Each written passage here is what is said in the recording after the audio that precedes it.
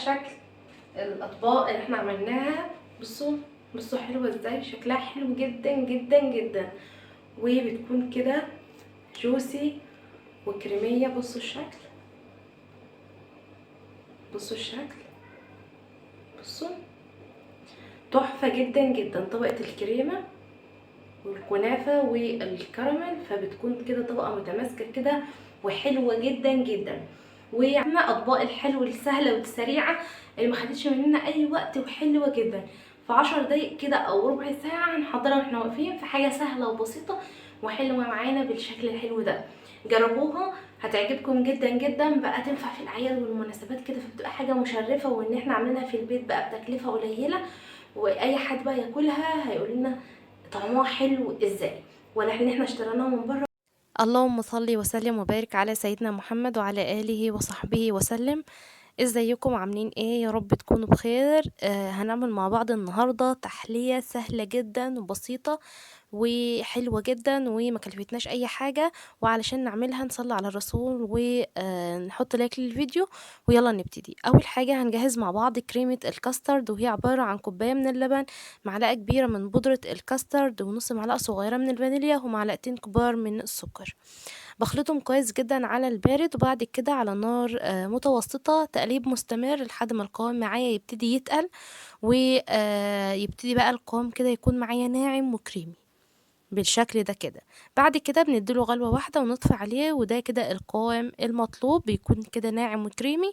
بنزل بالخليط ده في طبق وبغطيه ببلاستيك وادخله التلاجة لحد ما لا ما يتماسك كده وتكون معايا متماسكة. بعد كده عشان نعمل كريمة الكراميل، عبارة عن كوباية من اللبن، نزلت فيه بمعلقة كبيرة من النشا ودوبتهم كويس جدا مع بعض، ونزلت فيه صينية او طاسة كده بكوباية من السكر، وابتدي ان انا اكرمل السكر ده لحد ما يبدأ ان الاحرف كده تبتدي تلون. ببتدي ان انا ساعتها كده بسباتيولا لحد ما تاخد لون الكراميل الحلو ده. واهم حاجة ان السكر يكون دايب ويكون كده شفاف وحلو. بعد كده بنزل بكوباية من المية السخنة، وابتدي على نار متوسطة افكك الكراميل بعد لما نزلت عليه بالمية وكتل، ولما يدوب معايا كويس جدا ويبقى كده زي الصوص الشفاف، ببتدي انزل بكوباية اللبن اللي انا مدوبة فيها معلقة كبيرة من النشا.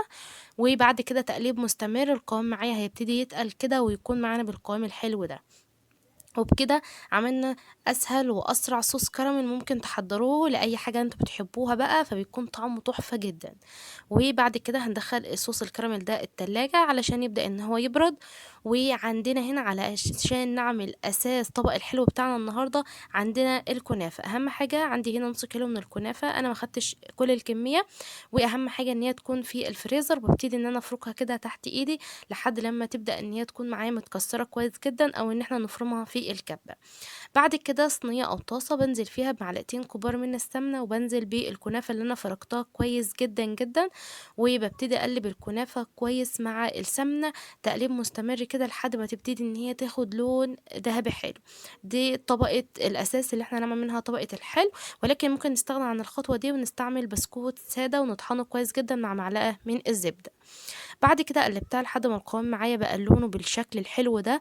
بعد كده عشان تكون الكنافة كده برضو متطعمة وتكون معايا سكرها حلو، نزلت بربع كوباية دلوقتي من بقى حضرنا طبقه الشربات الكنافه و بمعلقتين من السمنه، وبعد كده لما خدت اللي هو وبعد التقليبه كده كده بخلطها ضفت كويس عليها جدا ربع مع كوبايه من بعضه، الشربات، او ممكن سواء كان نضيف فاتح معلقتين التقطير كبار من او السكر، معلقتين كبار سكر من الشاي السكر، عشان العادي، تكون بحيث ان الكنافه برده الكنافة تكون معايا تكون سكرها متطعمة حلو كده وتكون معايا حلو. وتكون تمام. لحد ما لما فطبقه نبدأ ان احنا الاساس في نوزعها في الحلو الاطباق بتاعنا تكون النهارده معايا طبقه متماسكة. الكنافه، ولكن ممكن بعد نستخدم كده بدل الكنافه هبتدي ان انا بسكوت اسيب الكنافة دي كده بسكوت ساده تبرد طحنه كويس من جدا مع معلقه من الحرارة الزبده، كده وبعد وتشرب كده من بيبقى دي الصوص الطبقه بدل اللي الكنافه. احنا تمام. ضفناه او الشربات، فبتكون وبتكون معانا معانا بالشكل ده بالشكل واللون حلو ده حلو. واللون بعد كده بقى التحفة نبرد، ده. وبعد كده نشوف هنعمل بعد ايه كده عشان نقسم هاخد الاطباق الحلو الخليط بتاعنا ده النهارده. وهنزل فيه ولو في كنتوا معايا صينية حاليا ما تنسوش اللايك او في والكومنت. بولة كده، واسيبها في المطبخ كده لحد لما تبرد كده، نكون جهزنا طبقة الكريمة اللي احنا النهارده هنعملها بكريمة الكاسترد، وطعمها حلو جدا جدا.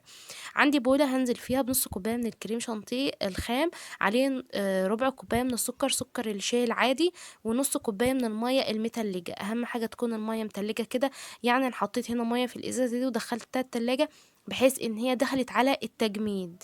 بعد كده بالمضرب الكهربائي بتخفقها كويس جدا جدا لحد لما تكون لي كريمه متماسكه. في الوقت ده ضفت نص معلقه صغيره من الفانيليا عشان تدي كده طعم ونكهه حلوه جدا للكريمه. وعندي هنا الكاسترد بعد ما برد وتماسك، هبدا ان انا انزل بالكاسترد على كريم شانتيه اللي احنا خفقناه. وبعد كده هبدا ان انا اديلهم ضربه كده كويسه مع بعض بحيث كل المكونات تمتزج مع بعض كويس جدا. وده كده كريمه الكاسترد بتنفع لاي حلو احنا بنحبه، فطعمها تحفه جدا جدا. بعد كده هنا حضرنا بقى كل حاجة عشان نقفل كاسات الكنافة بالكريمة والكراميل. عندي هنا الكنافة بعد ما بردت وصوص الكراميل وكريمة الكاسترد بتكون كده هشة وكريمية وطعمها لذيذ جدا جدا جدا بالشكل والقوام الحلو ده. بعد كده بنجيب بقى عندنا اي اطباق او كاسات او اي حاجه نبتدي ان احنا نوزع فيها. عندي هنا كوبايه كده نزلت فيها او فردت فيها كده كيس حلواني، ونزلت بطبقه الكريمه بتاعتي عشان تسهل عليا وانا ببتدي اوزع الكريمه. عندي هنا كاسات او اطباق او العلب اللي بتبقى بلاستيك، فعلى حسب المتوفر عندنا باخد بقى معلقتين من الكنافه كده في الطبق او الكاسات بتاعتنا في الاول، وببتدي اوزعها في كده كويس. بعد كده بنزل بطبقة الكريمة بالشكل ده كده،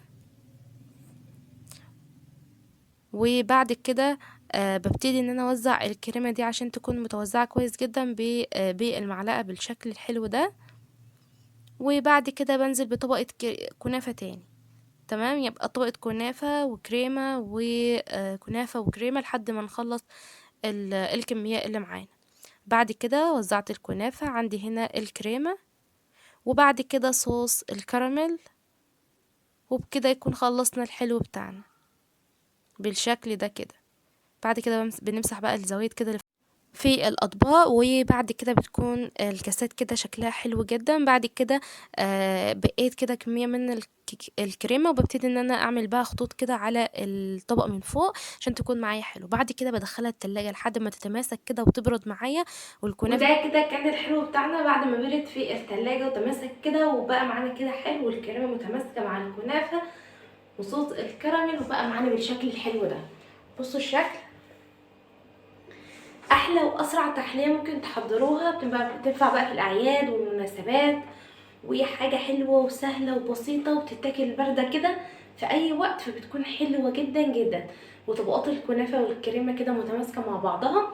والطبق ده لو جبناه من بره هيكلفنا كتير جدا، فاحنا عملناه في البيت بطريقة سهلة جدا وبسيطة، وشكله حلو ومتماسك كده مع بعضه، فحلو جدا جدا. وده كده شكل كاسات الكنافة بالكراميل، بتكون كده متماسكة وجوسي مع الكريمة، وبتكون شكلها حلو جدا وحاجة مشرفة، مكلفتناش اي حاجة، وطعمها لذيذ جدا جدا. جربوها هتعجبكم جدا جدا، ولو اشترانا من بره هتكلفنا كتير، فاحنا عملناها بتكلفة قليلة وحلوة بالشكل ده.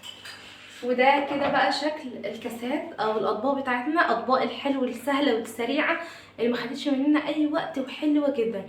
في 10 دقايق كده او ربع ساعه هنحضرها واحنا واقفين في حاجه سهله وبسيطه وحلوه معانا بالشكل الحلو ده.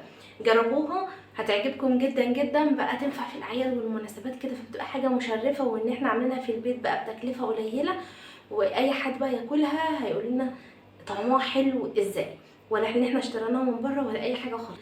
بصوا شكلها تحفه بالشكل الحلو ده، وطعمها تحفه جدا جدا جدا، فجربوها تعجبكم.